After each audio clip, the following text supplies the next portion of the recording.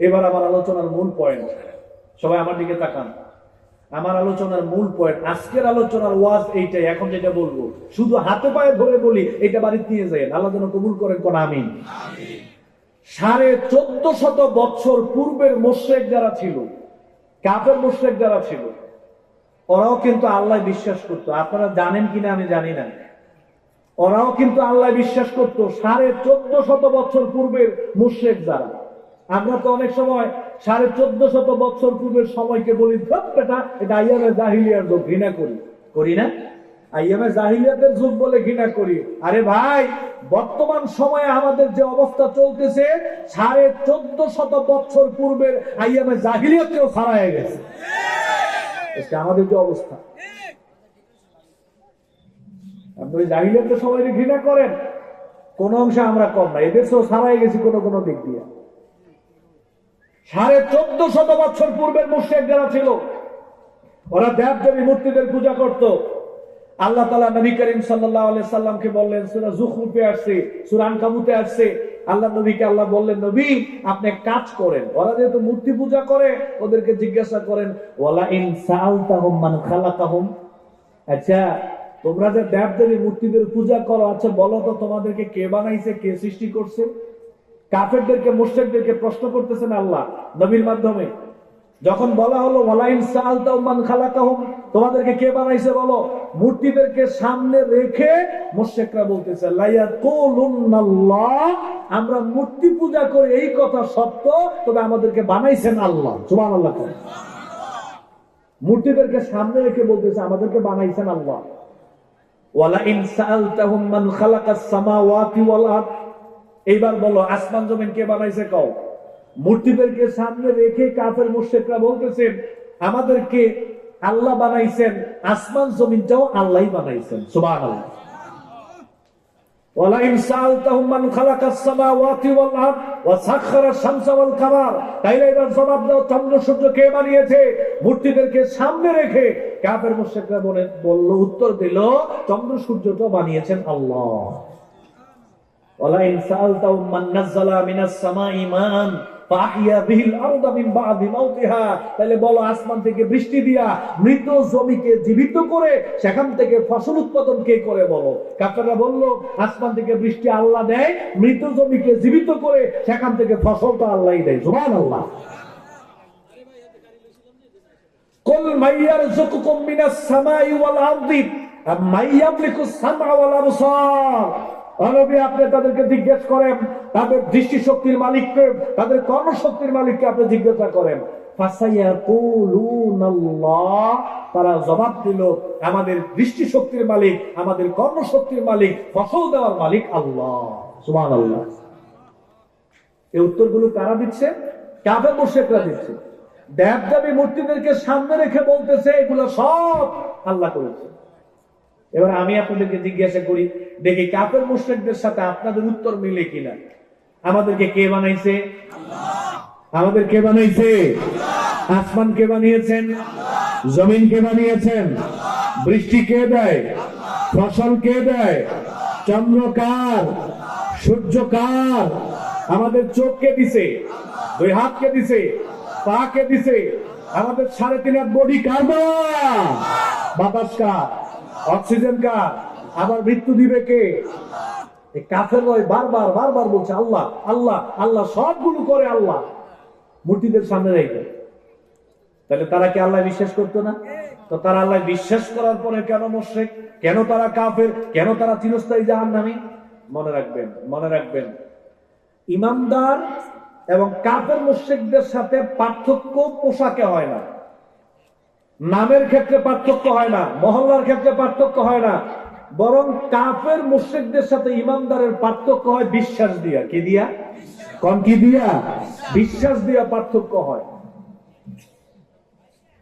কাফেরদেরকে প্রশ্ন করা হলো আসমান কে বানাইছে? বলল যে আল্লাহ। জমিন কে বানিয়েছে? আল্লাহ। তোমাদেরকে কে সৃষ্টি করেছে? আল্লাহ। বাতাস কে দেয়? বলল আল্লাহ। অক্সিজেন কে দেয়? আল্লাহ। ফসল কে দেয়? আল্লাহ। মৃত জমিকে জীবিত কে করে? আল্লাহ। তোমাদের চক্ষু শক্তি কে দিল? আল্লাহ। কর্মশক্তি কে দিল? আল্লাহ। হাত কে দিল? আল্লাহ। পা কে দিল? আল্লাহ। কে বানাইছে? আল্লাহ। মরণ কে দিবে? আল্লাহ। সব কিছুর বেলায় তারা আল্লাহকে স্বীকার করছি, তো দেব দেবী মূর্তির কাছে যাও কেন? আল্লাহ বিশ্বাস করার পরেও এরা গিয়া মূর্তির সামনে নম নম করতো, মূর্তির সেজদা করতো, মূর্তির কাছে সন্তান চাইতো, মূর্তির কাছে ভালো ফসল চাইতো, দুর্গার কাছে গিয়া, মূর্তির কাছে, দেব দেবীদের কাছে, লাত মানা উজ্জার কাছে গিয়া কল্যাণ চাইতো, বিপদ থেকে উদ্ধার হতে চাইতো। সকল কিছুর বেলায় বলছে এগুলো আল্লাহ করছে, কিন্তু পূজা হইলো মূর্তি। যা দরকার গিয়ে মূর্তির কাছে চায়, যা দরকার গিয়ে মূর্তির কাছে চায়। এবার আমার দিকে তাকান। আমাদের সময়ের মধ্যেও এরকম আমরা হয়ে গেছি, আমরাও সকল কিছুর বেলায় বলি যে সব আল্লাহ করছে। আমরাও যখন সন্তান লাগে আমরা মূর্তির কাছে যাই না, আমরা মরা মানুষের কাছে যাই। এরা যেই বিশ্বাস নিয়ে মূর্তির কাছে গেছিল, আল্লাহর প্রতি বিশ্বাস রাখার পরেও ওরা যেই বিশ্বাস নিয়ে মূর্তির কাছে গেছিল, আমরাও আল্লাহ বিশ্বাস করে একই বিশ্বাস নিয়ে আমরা মূর্তির কাছে যাই না, আমরা মৃত ব্যক্তির কাছে যাই, কবরওয়ালার কাছে যাই, মাজারে যাই, খানকায় যাই। সন্তান চাই, ভালো স্ত্রী চাই, ব্যবসায় বরকত চাই, নির্বাচনে জিততে চাই, ভালো একটা বউ চাই, ভালো একটা স্বামী চাই। ঠিক কিনা কম? ঠিক কিনা? শুধু উপাদানটা চেঞ্জ। ওরা গেছে মূর্তির কাছে, আমরা যাই মৃত ব্যক্তির কাছে। ওরা যে বিশ্বাস নিয়ে মূর্তির কাছে যাইতো, একই বিশ্বাস নিয়ে আমি আর আপনার দেব দেবী ওই মৃত ব্যক্তির কাছে যাই। ওরা আল্লাহ বিশ্বাস করার পরেও যে বিশ্বাস নিয়ে মূর্তির কাছে যাইতো, আমরা আল্লাহ বিশ্বাস করার পরে নামাজ রোজা করে আব্দুল্লাহ নাম রাখা, মুখে দাড়ি রাখা, ওই একই বিশ্বাস নিয়ে আমরা কবরওয়ালার কাছে যাই। তাহলে ওরা যদি আল্লাহ বিশ্বাস করার পরেও দেব দেবী মূর্তির কাছে গিয়া দাবি দেওয়া করলে, মূর্তির কাছে চাইলে ওরা যদি মুশরিক হয়, আমরাও আল্লাহ বিশ্বাস করে নামাজ রোজা করে মুখে দাড়ি রাখা, আব্দুল্লাহ নাম রাখা, আমরাও যদি কবরওয়ালার কাছে গিয়া এরকম প্রার্থনা করি, ওরাও মুশরিক, আমরাও কি? জোরে কোন আমরাও কি? সন্দেহ আছে আপনাদের? বাংলাদেশে তো এটাই চলতেছে। জাতীয় পর্যায়ের ব্যক্তি বলতেছে দুর্গার কাছে আমাদের কামনা। কামনা তো আবু জাহেল দুর্গার কাছে করেছিল, তুমি মুসলমানের দুর্গার কাছে কামনা করো কেন মিয়া?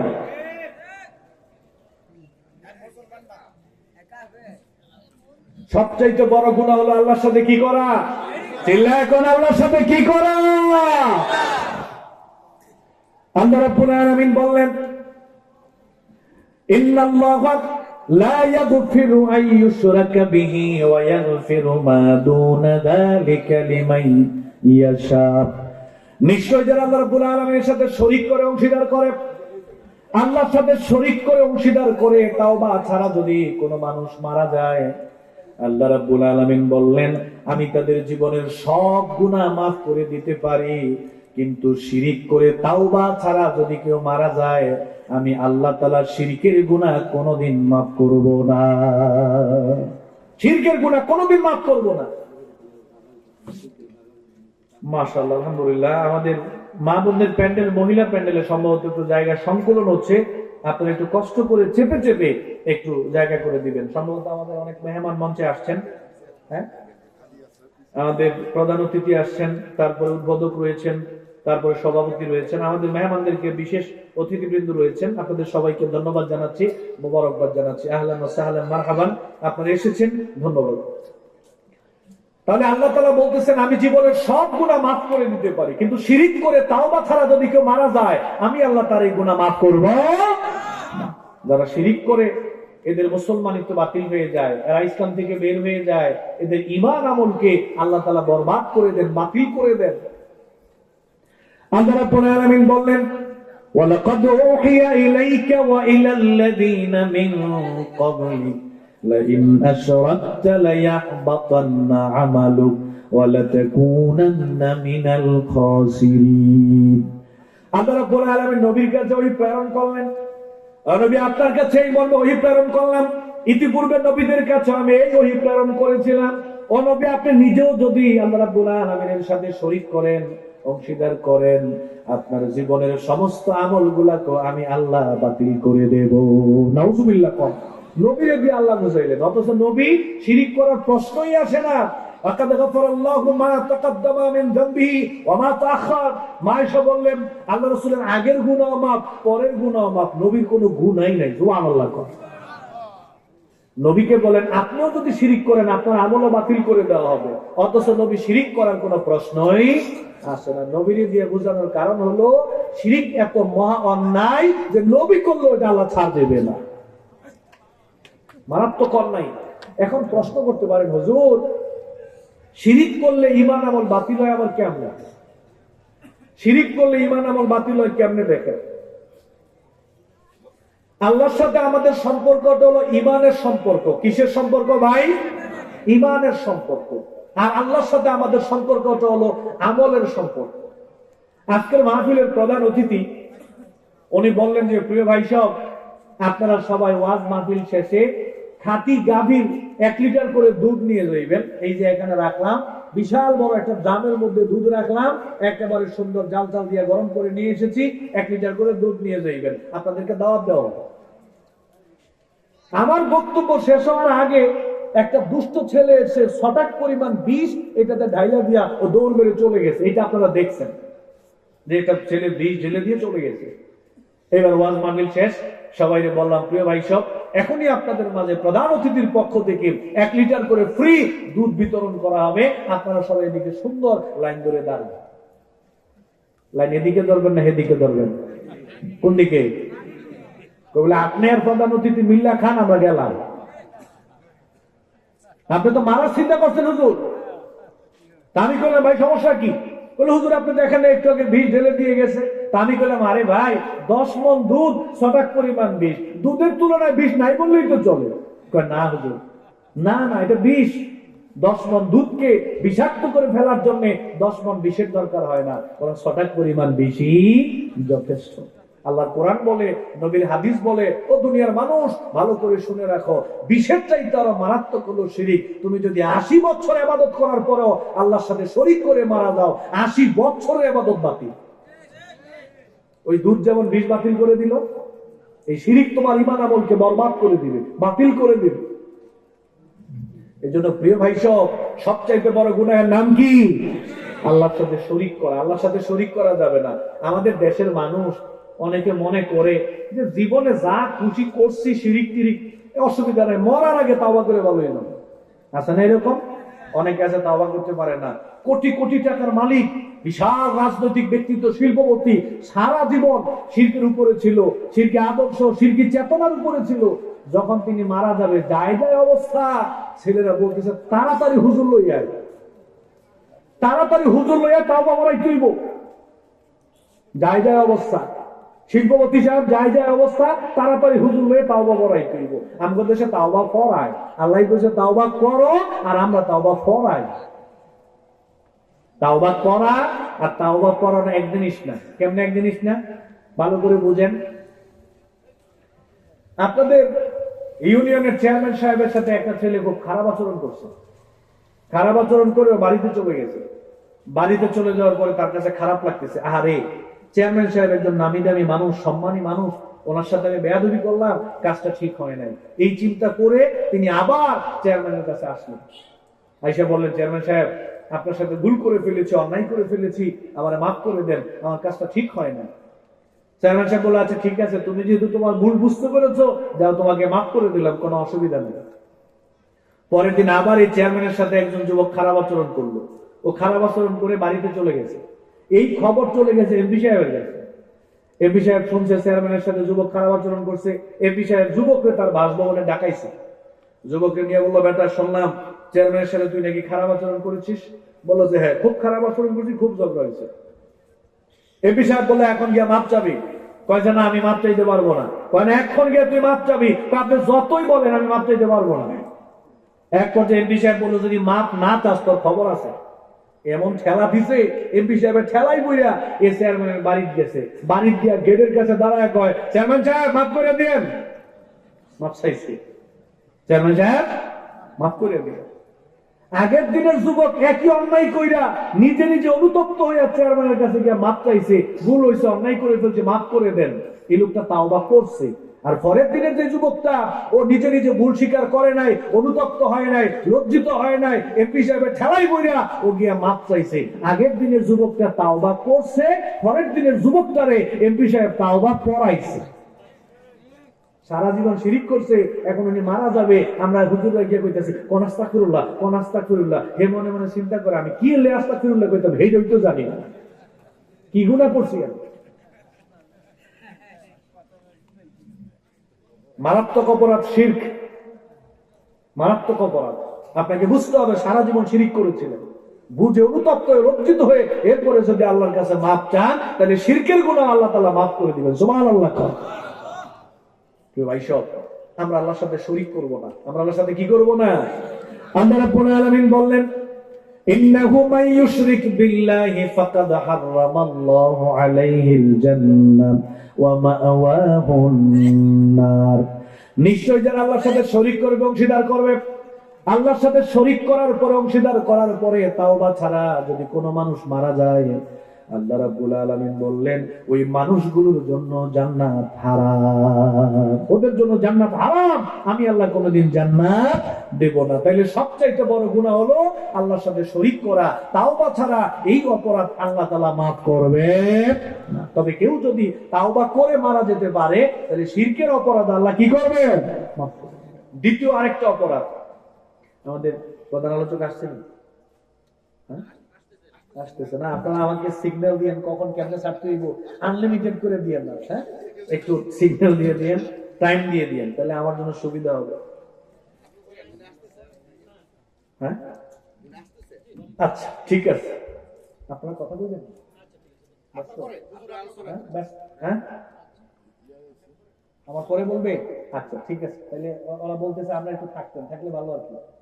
আর মনে হচ্ছে ব্যস্ত, বেশি একটা সাড়া দেয় না আর কি আমার কথা। আচ্ছা ঠিক আছে। দ্বিতীয় কথা হলো, যেই সমস্ত অন্যায় কাজ তাওবা ছাড়া মাফ হয় না, যেই সমস্ত অন্যায় কাজ করলে মানুষ জাহান্নামে হয়ে যাবে, যেই সমস্ত অন্যায় কাজ করে তাওবা ছাড়া মানুষ মারা গেলে জাহান্নামে যাবে, এর মধ্যে অন্যতম একটা পাপ কাজ হচ্ছে ইচ্ছাকৃতভাবে নামাজ ছেড়ে দেওয়া। ইচ্ছাকৃতভাবে যারা নামাজ ছেড়ে দেয় এরা কুফরি করে, এরা বড় অন্যায় করে। এরা যদি তাওবা ছাড়া মারা যায় তাহলে জাহান্নামে চলে যাওয়া লাগবে। নামাজ আদায় করা, সালাত আদায় করা, এটা ফরজ, বাধ্যতামূলক। টাইম টু টাইম আপনাকে সালাত আদায় করতে হবে। এখন ইচ্ছাকৃতভাবে আপনি যদি সালাত ছেড়ে দেন আর এই অবস্থায় তাওবা ছাড়া যদি মারা যান, জাহান্নামে চলে যেতে হবে। নামাজ পড়া ফরজ, যদিও আমাদের এইখানে বেনামাজি নাই বললেই চলে, নাকি? হ্যাঁ, আপনারা আছেন, বেনামাজি আছে, অসুবিধা নেই, ইমান তো ঠিক আছে, নামাজ না পড়লি দেখবেন দোকানে বসে মাঝে মাঝে ওরে আল্লাহ, যুবকরা যা কয়, বেটা হুজুররা এগুলো কত কথাই কয়, নামাজ না পড়লে কেন ইমান ঠিক আছে বেটা, মানে ইমান কেউ নিতে পারবে না, নামাজ না পড়লেও বলে ইমান ঠিক আছে। আল্লাহ কইতেছে নামাজ না পড়লে ইমান থাকে না, এ কইতেছে নামাজ না পড়লে কি আমগো ইমান ঠিক আছে।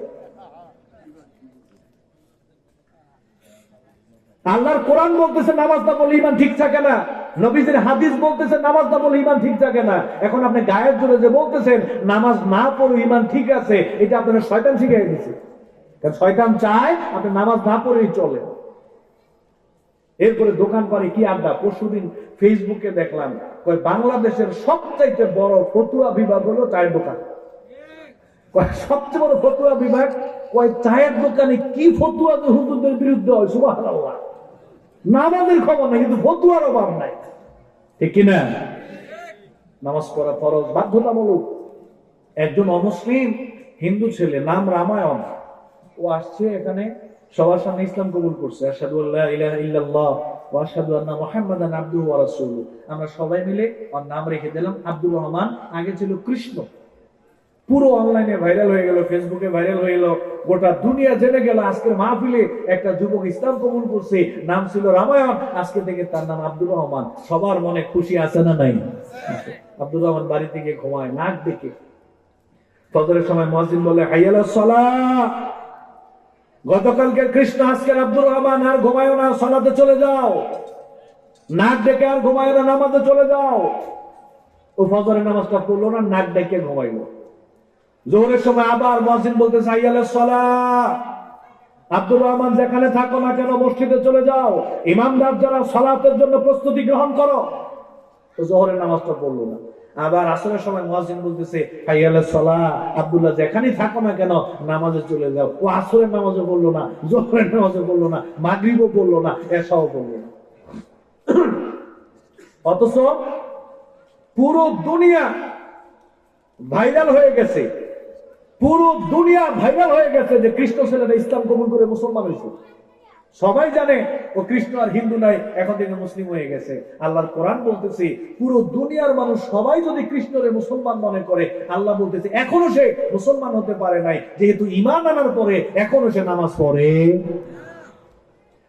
আল্লাহ রাব্বুল আলামিন সূরা তাওবার মধ্যে বললেন, ফাইন তাবু ওয়া আকামুস সালাতা ওয়া আতাউজ যাকাতা ফা ইখওয়ানুকুম ফিদ-দীন। কেউ যদি তাওবা করে, ঈমান আনয়ন করে তাওবা করে, ওই ব্যক্তি ঈমান আনয়ন করার পরে যদি সালাত আদায় না করে, সামর্থ্য থাকার পরেও যদি যাকাত না দেয়, আল্লাহর কোরআন বলে ওই ব্যক্তি কখনোই মুমিন হতে পারবে না। ওই কালেমার ঘোষণা দিল, তাওবা করলো, এখনো যেহেতু নামাজ ধরে নাই, অতএব এই লোকটা এখনো মুমিন হতে পারে নাই। ওর নাম চেঞ্জ হয়েছে, ওর ড্রেস আপ চেঞ্জ হয়েছে, পরিচয় চেঞ্জ হয়েছে, সব ঠিক আছে, যেহেতু ইচ্ছাকৃত ভাবে এখনো নামাজ ছেড়ে দিচ্ছে, অতএব আমি আল্লাহর কাছে মুমিন হতে পারে নাই। আমাদের সমস্যা কোথায়? সেটা হলো, আমাদের সমস্যাটা হলো, আমি একটা বই পড়েছিলাম, ঈমানের হাকিকত, ইসলামের বুনিয়াদী শিক্ষা নামে একটা বই আছে, অনেক উঁচু মানের একজন লেখক, আল্লাহ রহম করুন, আল্লাহুম্মা আমিন। আমি বইটাতে পড়েছিলাম, সুন্দর করে তিনি লিখেছেন, আমরা মনে করি যে উত্তরাধিকারী সূত্রে মুসলিম হওয়া যায়, উত্তরাধিকারী সূত্রে মুসলিম হওয়া যায়, এটা আমরা অনেকে মনে করি। আমার বাবা মুসলমান, দাদা মুসলিম, মা মুসলিমা নারী, মুসলিম পরিবারে আমি জন্মগ্রহণ করেছি, আমি কি মুসলিম না হয়ে পারি নাকি?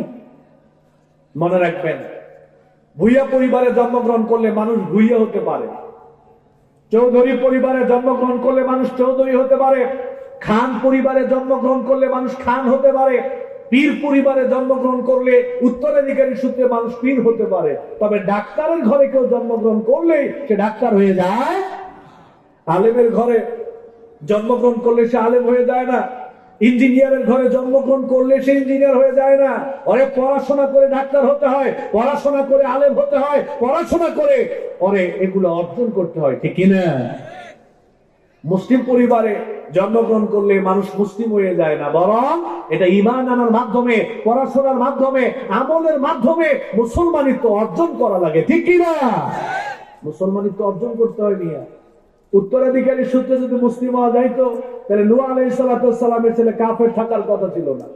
আবার এইদিকে ইব্রাহিম নবী কাফেরের ঘর থেকে নবী হওয়ার কথা ছিল না। সুবহানাল্লাহ। এখন আমরা নিজেরা বাবা মুসলিম, মা মুসলিমা নারী, মসজিদের পাশে আমার বাড়ি, আমরা চিন্তা করি নামাজ না পড়লে কি আমাকে মুসলমানিত্ব নেয় কেডা? আল আহাদু আল্লাযী বাইনানা ওয়া বাইনাহুমা আস-সালাত ফামান তারাকাহা ফাকাদ কাফার। আবু দাউদের হাদিস, আল্লাহ নবী বলছেন, একজন কাফের আর একজন মুসলিম, একজন অমুসলিম আর একজন মুসলিম, এই দুইজনের মধ্যে ওয়াদা পার্থক্য হলো সালাত। যে ব্যক্তি সালাত আদায় করবে সে ইমানদার, আর যে ব্যক্তি সালাত আদায় করবে না সে ইমানদার থাকতে পারে না। আলহামদুলিল্লাহ, আমাদের আজকে মাহফিলের সম্মানিত প্রধান আলোচক এসেছেন, আলহামদুলিল্লাহ। আমি এখনই আমার আলোচনা ছেড়ে দেব, ভালো করে খেয়াল করেন। তাহলে ইচ্ছাকৃত ভাবে আমরা যদি নামাজ ছেড়ে দেই, তাহলে বোঝা যাবে এটা কবিরা গুনাহ করতেছি। এই অপরাধ আল্লাহ তাআলা তাওবা ছাড়া মাফ করবেন। আল্লাহ রাব্বুল আলামিন বললেন, ইয়াতাসাআলুনা আনিল মুজরিমিনা মা সালাকাকুম ফি সাকার ক্বালু লাম নাকু মিনাল মুসাল্লিন। জান্নাত থাকবে উপরে, জাহান্নাম থাকবে নিচে। জান্নাতীরা জাহান্নামীদেরকে প্রশ্ন করবে, মা সালাকাকুম ফি সাকার, তোমার নাম তো আব্দুল্লাহ ছিল, নাম তো আব্দুর রহমান ছিল, দোকানে বসে বড় বড় কথা বলেছিল, নামাজ না পড়লে কি আমগো ঈমান ঠিক আছে? তোমরা তো জাহান্নামে আসার কথা না, তোমরা কেন সাকার নামক জাহান্নামে আসলাম? তোমরা তো জাহান্নামে আসার কথা না, জাহান্নামে তো কাফেররা যাবে, জাহান্নামে আজকে কাফেররা যাবে, তোমরা কেন জাহান্নামে আসলা? তখন তারা বলবে, ভাই নাম আব্দুল্লাহ ছিল, মসজিদের পাশে আমার বাড়ি ছিল, দোকানে বসে বলেছিলাম নামাজ না পড়লে কি ঈমান ঠিক আছে। আমার নাম সালমা বেগম ছিল, নাম খাদিজা আয়েশা ছিল, সবকিছু ঠিক ছিল। আজকে বিচারের মাঠে পরকালে এসে দেখি আল্লাহ রাব্বুল আলামিন আজকে আমাদেরকে জাহান্নামে দেওয়ার প্রধান কারণ হলো আমরা দুনিয়ায় থাকতে নামাজ পড়ি নাই, নামাজি ছিলাম না। দুইটা ছেলে দোকানে বসে আছে, একটা ছেলের নাম রামায়ণ আর একটার নাম আব্দুল্লাহ। রামায়ণও শেভ করা প্যান্ট শার্ট পরা, আব্দুল্লাহ শেভ করা প্যান্ট শার্ট পরা, দুইটা ছেলে বসে আছে মোবাইল চালাইতেছে। সুদূর বরিশাল থেকে একজন লোক আসছে, আসার পরে আমি বললাম যে ভাইজান এই যে দুইটা ছেলে দোকানে বসে আছে, একটা হিন্দু রামায়ণ আর একটা মুসলিম আব্দুল্লাহ, আপনি কোন চাই, কোনটা আব্দুল্লাহ কোনটা রামায়ণ? ততক্ষণ সাইয়া তাকায় কয় যে হুজুর দেখতে তো দুইটারে একই লাগে, আর কেমনে কমো কোনটা আব্দুল্লাহ কোনটা রামায়ণ? আমি বললাম একটু চিন্তা করেন, যদি বলতে পারেন পুরস্কার দেব। কয় তাহলে কাজ করেন, আমার একটু সময় দেন। আমি বললাম কতক্ষণ? কয় জোহরের নামাজ পর্যন্ত সময় দেন, জোহরের পরে গিয়ে করবো। এবার জোহরের সব মুয়াজ্জিন বলতেছে হাইয়া আলাস সালাত, আব্দুল্লাহ রামায়ণের সাথে বসে থাইকো না, মসজিদে চলে যাও, নামাজে চলে যাও। উনি অপেক্ষায় আছে দুইটা থেকে কোনটা যায়, ওনার হিসাব হলো যেইটা যাইব চোখ বন্ধ করে এটাই আব্দুল্লাহ, কারণ রামায়ণ তো মসজিদে যাবে না, যেইটা যাবে সেটাই আব্দুল্লাহ, চোখ বন্ধ করে আব্দুল্লাহ বলবো। উনি অপেক্ষায় আছে, মহল্লা সবাই মসজিদে চলে গেল, এই দুইটা থেকে একটাও যায় না, একামত হয়ে গেছে। উনি গিয়া উজু করে নামাজ পড়া পিছনে তাকায় দেখে যে দুইটার একটাও নাই, জানালা দিয়ে চাইয়া দিয়ে দুইটা আগের মতো বসা। আবার আসরের নামাজ একই অবস্থা, মাগরিবের নামাজ একই অবস্থা। এইবার এসার পরে আমার গিয়ে কইতেছে হুজুর এখন আমি কইতে পারবো এখানে আব্দুল্লাহ কোনটা রামায়ণ কোনটা? আমি বললাম কল, কোনটা আব্দুল্লাহ কোনটা রামায়ণ? হুজুর দেখেন আমি তো এলাকার ছেলে না, আমি তো আর এখানে থাকি না, কাউরে চিনি না, চলাফেরা নাই, তবে আপনার কথাটা শুধু একটু রেজাল্টটা দেওয়ার জন্য আমি কোরআন সুন্নাহ দিয়া একটু বিচার বিশ্লেষণ করে যাচাই করার চেষ্টা করলাম, বুঝার চেষ্টা করলাম এখানে আব্দুল্লাহ কোনটা রামায়ণ কোনটা। আমার হিসাবে কোরআন সুন্নাহ বলে এখানে আব্দুল্লাহ বলতে কেউ নাই, আব্দুল্লাহ বলতে এখানে কেউ নাই, আমার মনে হইতেছে দুইটাই রামায়ণ। আমি বললাম বুঝলেন কেমনে? আমি যখন আমার কইছেন আমি টার্গেট করছি, যেহেতু চিনতে পারি না অন্তত তোকে নামাজ দিয়ে তো চিনা যাইব, কারণ আল্লাহ নবী বলছে বাইনাল আব্দি ওয়া বাইনাল কুফরি তারকু সালাত। রামায়ণ আর আব্দুল্লাহর মধ্যে পার্থক্য হলো সালাত। যে ব্যক্তি সালাত আদায় করবে সে আব্দুল্লাহ, যে সালাত আদায় করবে না সে ঈমানদার হতে পারে।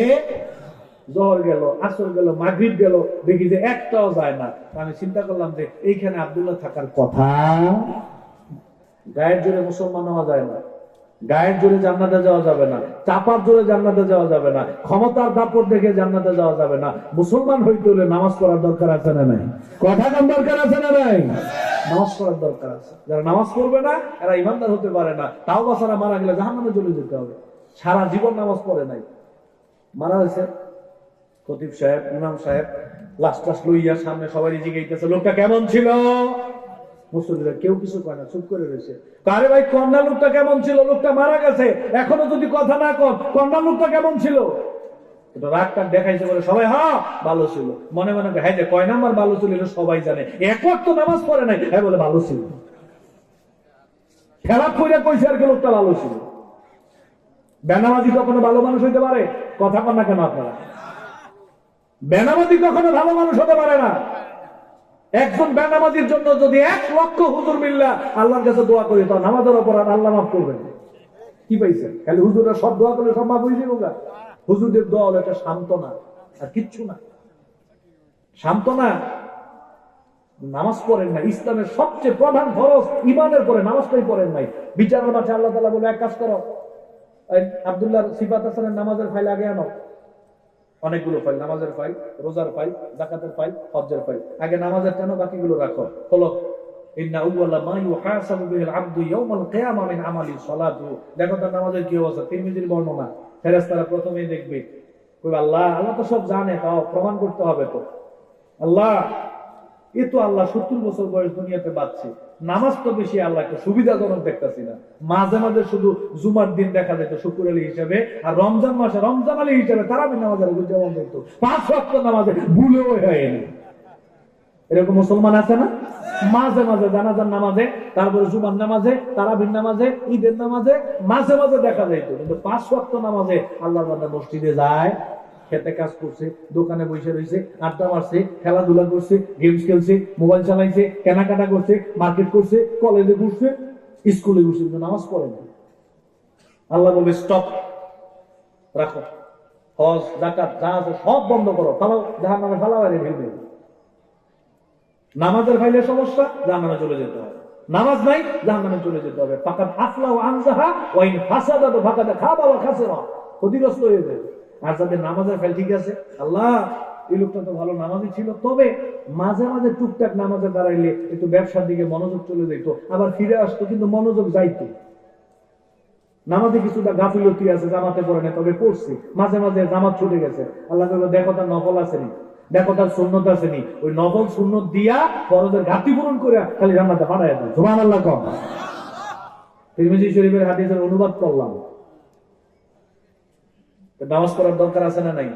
নামাজ পড়ার দরকার আছে না নাই? নামাজ যদি না পড়ে মুসলিম হতে পারবো না। কিসের ভিত্তিতে আপনি মুসলিম? আজকে আমাদের চাল চলন, কথা বার্তা, উঠা বসা, লেনদেন, পোশাক পরিচ্ছদ, দাড়ির কাটিং, চুলের কাটিং, সকল দিক দিয়া একটা অমুসলিমের সাথে আমাদের কোনো পার্থক্য আছে? কিসের ভিত্তিতে আপনি কইবেন যে আমি মুসলমান? এই জন্য প্রিয় ভাই সব, নামাজ না পড়া কবিরা গুনাহ। নামাজ না পড়লে জাহান্নামে চলে যেতে হবে। বেনামাজির কোনো জানাজা নাই, জানেন তো আপনারা? বেনামাজির কোনো জানাজা নাই, এমনি খালি কোনো মধ্যে কবরস্থান রেখে দিবেন। আর যারা নামাজ পড়বেন এদের বাসায় দাওয়াত খাইবেন না, মেয়ের বিয়ের দাওয়াত দিলে যাইবেন না, পোলার বিয়ের দাওয়াত দিলে যাবেন না। ভাই তুমি নামাজ পড়ো না, আগে নামাজ ধরো তাইলে যাবো। নামাজ না বলে তোমার সাথে আমাদের এই দাওয়াতের কোনো সম্পর্ক নাই। হুজুর কইবেন না খাইয়া থাকবো, তাও তোমার দাওয়াত খাইতাম না। আবার চাকরি থাকবো না, যাবো গা, হ্যাঁ ওইটা একটু রাইখেন, খাইয়েন না, অভাবের দিন চলতেছে। যাই হোক, আমার সময় শেষ, কথা আর বাড়ালাম না। শুধু আমার মূল মেসেজ হলো, আমরা যে গুনাহগুলো করি দুই ধরনের, একটা বড় গুনাহ, একটা ছোট গুনাহ। নামাজ, রোজা, হজ, যাকাত এগুলোর মাধ্যমে আল্লাহ আমাদের ছোট ছোট গুনাহ মাফ করে দেন। আর বড় বড় যে গুনাহ আছে এগুলো তাওবা ছাড়া আল্লাহ তাআলা মাফ করেন না। আমি দুইটার কথা বললাম, এরকম অসংখ্য গুনাহ আছে। আস্তে আস্তে ইমাম সাহেব, খতিব সাহেবদের কাছ থেকে আপনারা এগুলো জানবেন ইনশাআল্লাহ। আল্লাহ রাব্বুল আলামিন আমাদের সবাইকে বড় বড় গুনাহ থেকে পাশাপাশি ছোট ছোট গুনাহ থেকেও বিরত থাকার তৌফিক দান করুন, আল্লাহুম্মা আমিন। এরপরে আমরা যে বড় বড় গুনাহ করি, ছোট ছোট গুনাহ করি, এগুলোর জন্য আল্লাহর কাছে বেশি বেশি করে তাওবা করার তৌফিক আল্লাহ তাআলা দান করুন, আমরা বলি আমিন।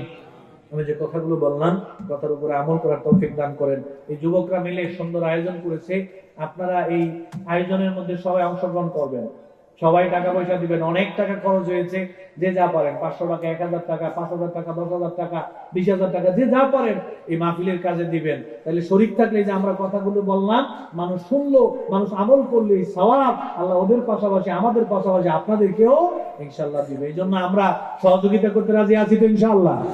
আল্লাহ যেন কবুল করেন। আল্লাহুম্মা আমিন। সুবহানাকাল্লাহুম্মা ওয়া বিহামদিকা, আশহাদু আল্লা ইলাহা ইল্লা আনতা, আস্তাগফিরুকা ওয়া আতুবু ইলাইক। ওয়াসসালামু আলাইকুম ওয়া রাহমাতুল্লাহি ওয়া বারাকাতুহু।